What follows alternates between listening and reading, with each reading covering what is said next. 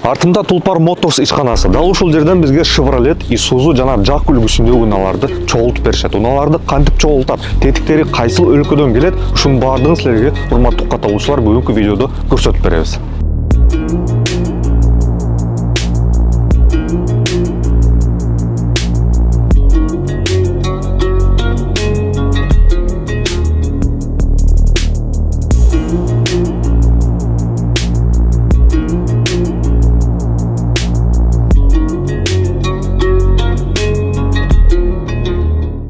Азыркы учурда Tulpar Motors ишканасына унаалар ушундай түрүндө келет. Мисалы, Cobalt унасы кузову ушундай нерсе менен келет экен.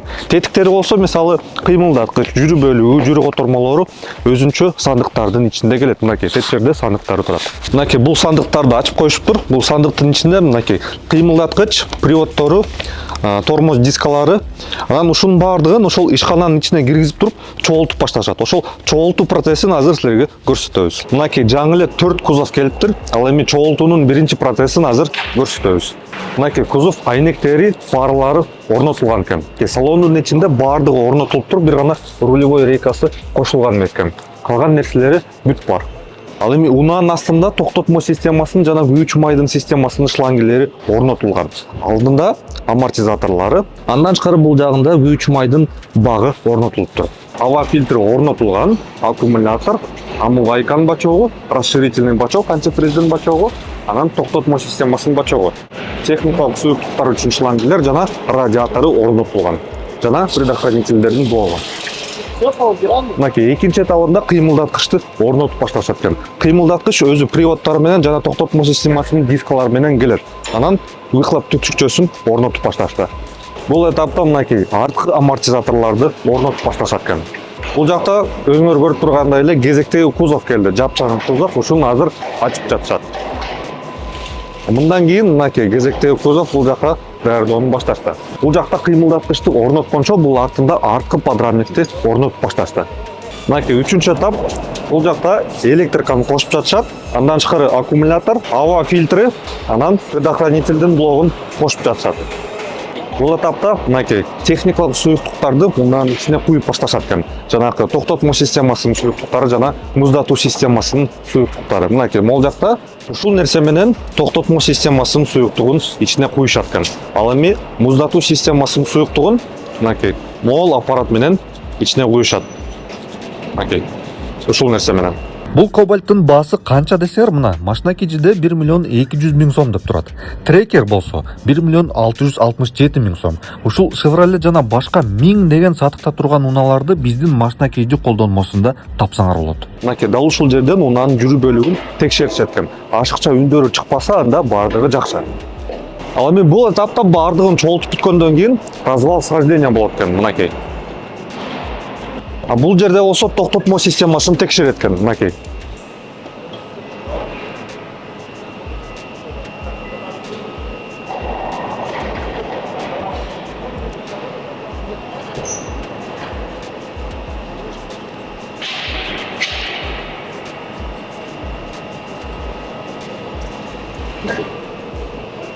Testten өттү. Анан токтотмо системасын текшерип бүткөндөн кийин, баардыгы чогулгандан кийин, унаа ушул атайын жерге келет экен. Бул жакта ОТКдан өтөт. Атайын адис унааны толугу менен текшерет экен. Зазорлорду, салондун ичин, кузовторун, фарларын. Анан бир нерсеси туура эмес чыгып калса, унаа ушул рем зонага келет экен. Рем зонадан адистер ошол нерсени оңдоп туруп, кайра ушул жерге жиберет. Ушул тесттен өткөндөн кийин гана унаа андан ары кетет. Ошентип ушул унааны чогултушат экен. Жалпы 40 мүнөттүн ичинде бир унааны чогултуп коюшат экен булар. Так, достор, бул эми ушул ишкананын аткаруучу директору экен. Шайлообек байке, ассаламу алейкум. Алейкум салам. Бизди тозолаганыңыз үчүн чоң рахмат. Ишканаңыз аябай жакшы экен, таптаза. Ушул ишкананын жалпы аянты канча? Бул ишкананын аянты жалпысына 4,5 гектар. А канча киши иштетесиз? Бүгүнкү күндө 120 киши. 120 киши. Негизи ошол авто өндүрүүчү компаниялар эки түргө бөлүнөт го. Крупно узловая сборка деп, анан мелко узловая сборка деп. Бул крупно узловая сборка ошондой, э? Да, бул жерде силер өзүңөр көргөндөй, крупно сборка болуп эсептелинет. Бул курулуш автомобилдик заводдун курулушунун биринчи этабы. Аны ошондой эле мамлекет тарабынан ошол пландар коюлган. макулдаш Өзбекстан Кыргызстан ортосунда макулдашууда коюлганда 2030 жылга чейин мелкая узловая сборка деген пландар бар, өтөбүз деген. Унааларга кепилдик боюнча кандай маалымат бере аласыз? Унааларды кепилдиги боюнча бүгүнкү күндө 3 жыл же 100 000 километр пробегке кепилдик берилет.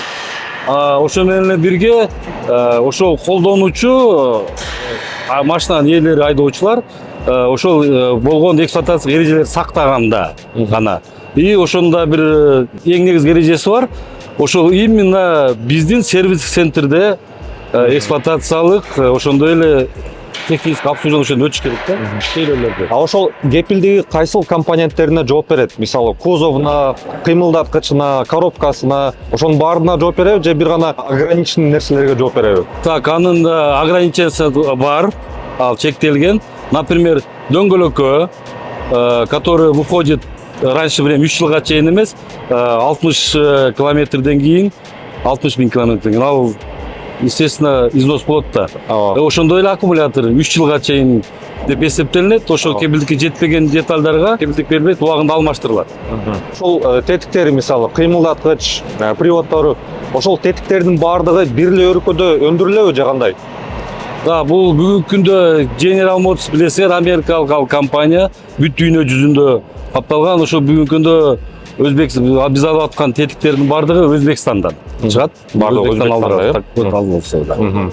Чет өлкөдө отзывной компания деген нерсе катуу иштейт го. Мисалы мен Америкада жаңы Chevrolet алып алсам, анан бир нерсеси бузулса, салонго кайрылам. Меники могул нерсеси бузулду деп. Бирок менден тышкары дагы 1000 деген айдоочулар дал ошондой Chevrolet менен, дал ошондой маселе менен кайрылышты. Ошондон кийин автосалон же болбосо авто өндүрүүчү компания ошол маселени караштырып, баардык дал ошондой Chevrolet айдап жүргөн айдоочуларга ошол нерсени бузула электе оңдоп беришет. Ошондой отзывной компания бизде иштейби? Да, албетте, бул сиз айткан маселе General Motors'тун эң негизги милдеттеринен болуп эсептелинет, милдеттеринен болуп. Ошондой эле бизде деле ал каралган. Негизи, бирок если по вине завод изготовителя, это предусматривается. Ну, это опять же расследуется, проверяется, экспертная комиссия составляется, а потом уже определять, естественно, этот деталь и узел или что-то, он, естественно, будет постановлять. Бирок сиз мисалы ушул кобальтты айдап жүргөн айдоочуларга бизде Кыргызстанда бир нерсеси туура эмес болсо, сиз алдын ала маалымат берип коесуз да, туурабы? Ооба, ал бүт жакка жеткирилет, ар бир сатуучуга, бизде бүгүнкү күндө дилерлик тармактар бар. Ошо бүгүнкү күндө Ошо областында жана Чүй областында. Бирок пландарда бар Жалал Абад областында, Баткен областында, ошондой Ысык көл областарында коюлган. Ушул унаалардын тетиктери кандай? Негизи тетиктерди оңой эле сатып алса болобу? Кайсы жерден сатып алса болот? Бүгүнкү күндө тетиктер бар. Бүгүнкү биздин жанагы өзүнүн специализированный магазиндер да бар, жана сервистерибиз да бар. Ошондой эле автомагазиндерде, авторыноктарда свободный продажада бар да. Бөлүп төлөө жолдору кандай? Бөлүп төлөө жолдору бүгүнкү күндө 8% льгота менен бар. Ошондой эле 4% бар. Ошондо физлицого 8% болобу? Да, по 8% на физические всех лиц. И 4% предусмотрено на государственных служащих и организаций. Ишкананын ичинде кайсы үлгүлөрдү чогултасыңар?